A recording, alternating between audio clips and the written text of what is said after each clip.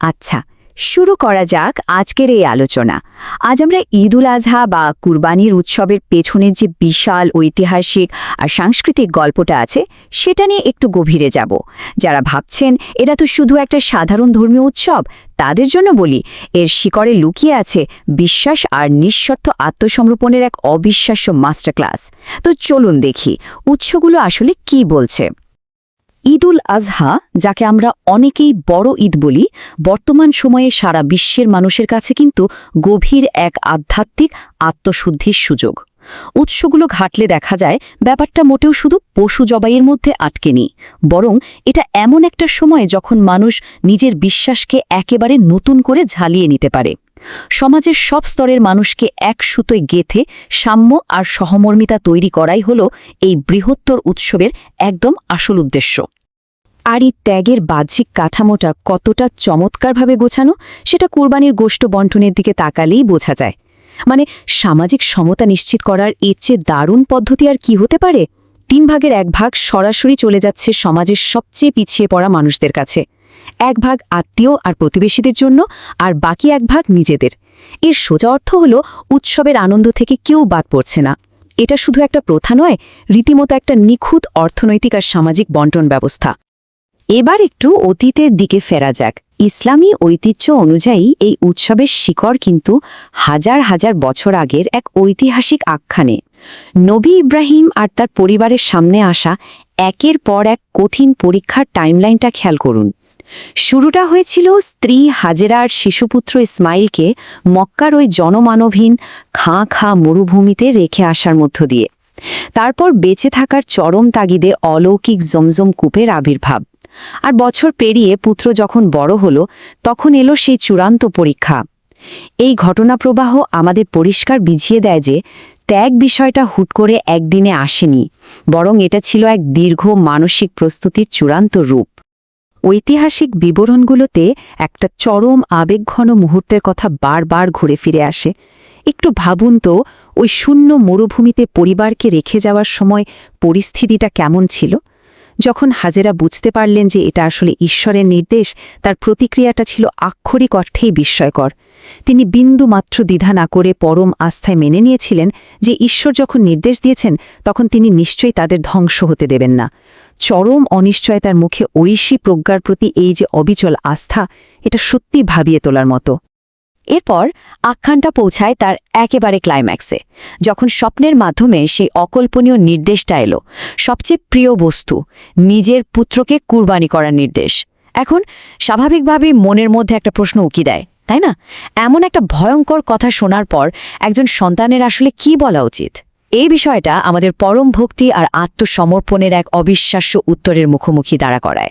সূরা আস-সাফফাত থেকে নেয়া এই কথাগুলো সরাসরি পিতা আর পুত্রের সেই অভাবনীয় আত্মসমর্পণের ছবিটাই যেন আমাদের চোখের সামনে ভাসিয়ে তোলে।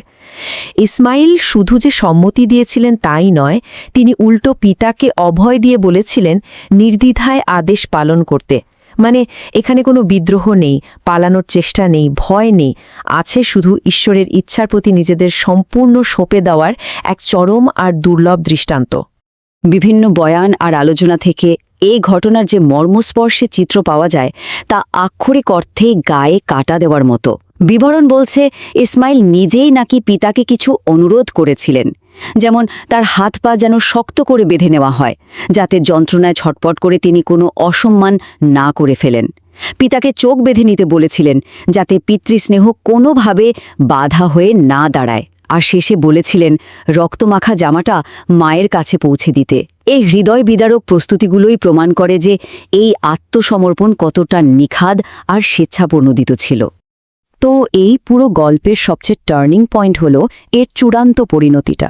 যখন ইব্রাহিম সত্যিই তার পুত্রের গলায় ছুরি চালালেন, ঠিক তখনই ঘটল ঐশী হস্তক্ষেপ।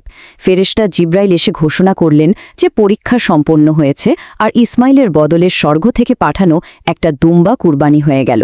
উৎসগুলো একটা ব্যাপার খুব ক্লিয়ারলি বলছে, এই পরীক্ষার উদ্দেশ্য কিন্তু কখনোই মানুষের রক্তপাত ছিল না, বরং ঈশ্বরের আদেশের প্রতি কে কতটা নিঃস্বার্থ আনুগত্য দেখাতে পারে, শুধু সেটাই ছিল দেখার বিষয়।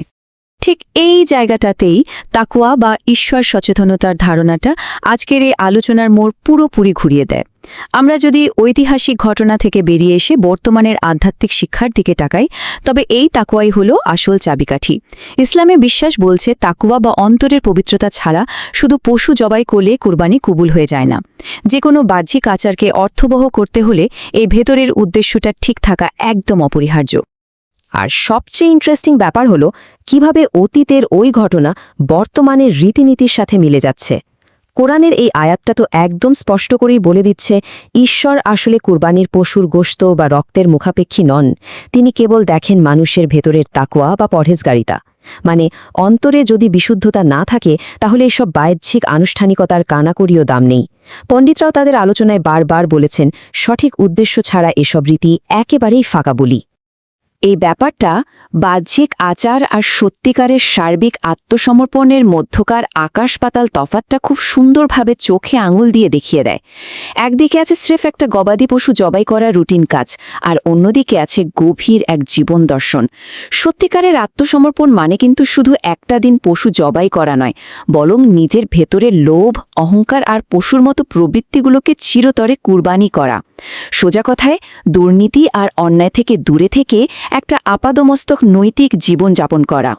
তো অতীতের সেই আখ্যান থেকে আজকের দিনে ফিরে এলে আমরা দেখি উৎসগুলো বিশ্বাসীদের এই ত্যাগের সংজ্ঞাকে আরও বড় পরিসরে কাজে লাগানোর কথা বলছে। দৈনন্দিন জীবনের মানে কি? মানে হলো অসততা পরিহার করা, ঘুষ বা দুর্নীতির ধারে কাছে না যাওয়া, আর সমাজের সবার জন্য সুবিচার নিশ্চিত করা। এগুলো সবই কিন্তু ত্যাগেরই অংশ। আসল কুরবানি হলো নিজের ভেতরের ওই নেতিবাচক ইচ্ছাকে প্রতিদিন বিসর্জন দেওয়া আর জীবনের প্রতিটি ক্ষেত্রে সত্যতার প্র্যাকটিস করা। আজকের এই বিশ্লেষণের একদম শেষ পর্যায়ে এসে একটা গভীর প্রশ্ন কিন্তু থেকেই যায়। 1000 বছর আগের সেই মরুভূমিতে ইব্রাহিম আর ইসমাইল তাদের সবচেয়ে প্রিয় বস্তু ত্যাগ করতে প্রস্তুত ছিলেন, কিন্তু আজ আমাদের জন্য মেসেজটা কি? একটা সুন্দর নৈতিক সমাজ গড়ার জন্য আমরা কি আমাদের ভেতরের অন্ধমোহ, লোভ আর স্বার্থপরতার মতো আসক্তিগুলোকে সত্যিই কুরবানি দিতে প্রস্তুত? এই প্রশ্নটাই আমাদের আজকের আলোচনা থেকে নেওয়া সবচেয়ে বড় চিন্তার খোরাক। এতক্ষণ সাথে থাকার জন্য অসংখ্য ধন্যবাদ।